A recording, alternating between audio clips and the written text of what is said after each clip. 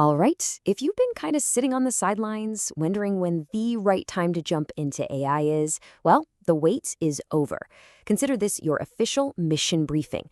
We're going to cut right through all the noise and give you a simple, direct plan to get you started, like today.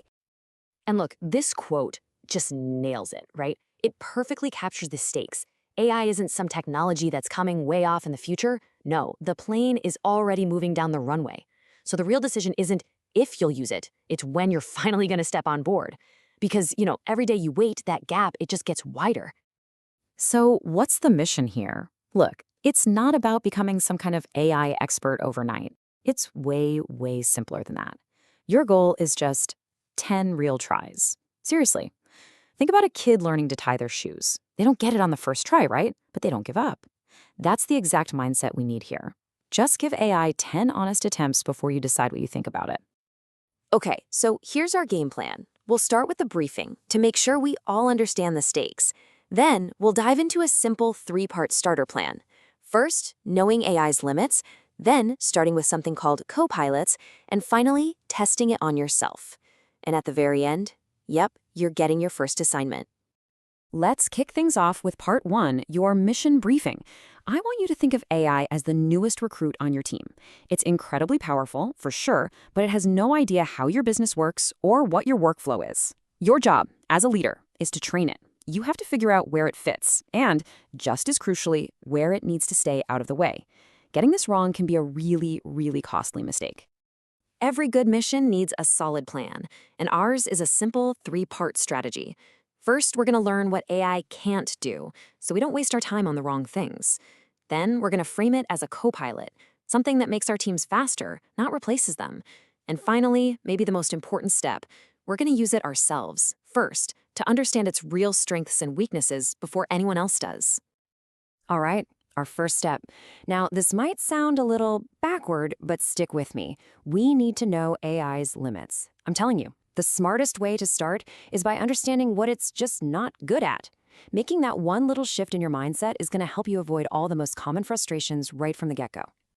So here's the deal with today's AI. At its core, it's a logic engine. It is brilliant, absolutely brilliant at processing data and spotting patterns. But it has zero genuine feelings, no emotional intelligence. It literally cannot read the room or understand the unspoken stuff that's happening in a human conversation.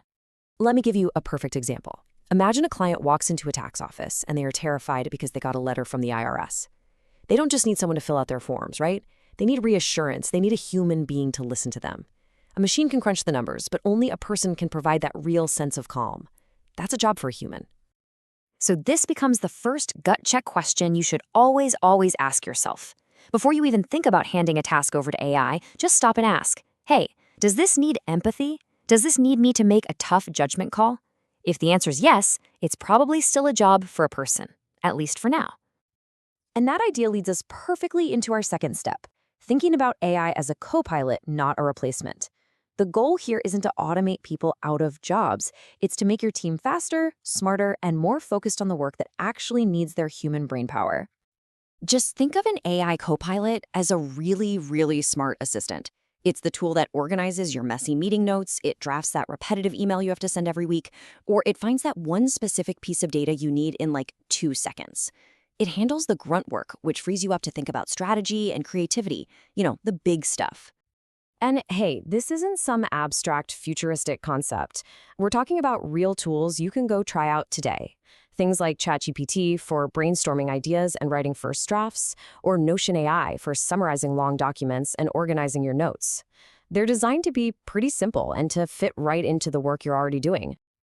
Let's hop back to our tax office for a second. Instead of somebody manually digging through files to find last year's figures, a co-pilot could pull them up instantly. It could draft that standard "your return is ready" email while the accountant focuses on a really complex case. But here's the critical part. You are still the pilot. You review, you approve, you make the final call.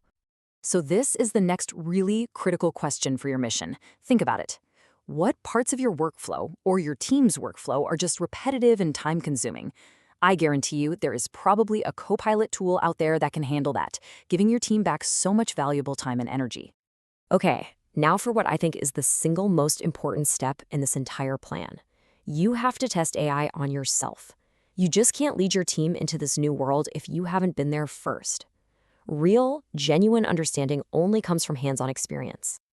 The principle here is really simple. Before you roll out any AI tool to your team, you need to have used it yourself. It's kind of like test driving a car before you buy it, right? You have to know where all the buttons are, what it does well, and most importantly, where the little quirks and glitches are. And you can start really small with this. Take that standard client email you send and ask an AI, hey, can you rewrite this to be a bit friendlier but still professional? Or take your chaotic, messy meeting notes and tell it, turn this into a clear to-do list with deadlines. These are super low-stakes experiments that give you immediate, valuable feedback on how these tools actually work in the real world. I want you to actually pause and think about this for a second. What is one small, repetitive thing on your to-do list for today? Is it writing a summary, organizing a list, brainstorming some ideas?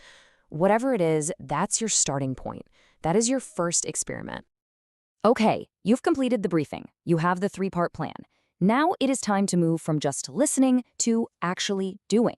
This is your first official assignment, should you decide to take it. It's this simple. Step 1. Pick one small task you have to do this week. Step 2. Use an AI tool to help you with it. And Step 3. Take just 30 seconds, that's it, to jot down a note about what worked and what didn't. That's it. That's your first real rep. That's how you start building real-world expertise. And we'll just end with this because this is the ultimate test. If someone on your team came up to you tomorrow and asked, hey, how should I use AI for this project? Could you give them a real answer? One that comes from your own direct experience? If the answer to that question is no, or even, I'm not sure, then your mission starts right now.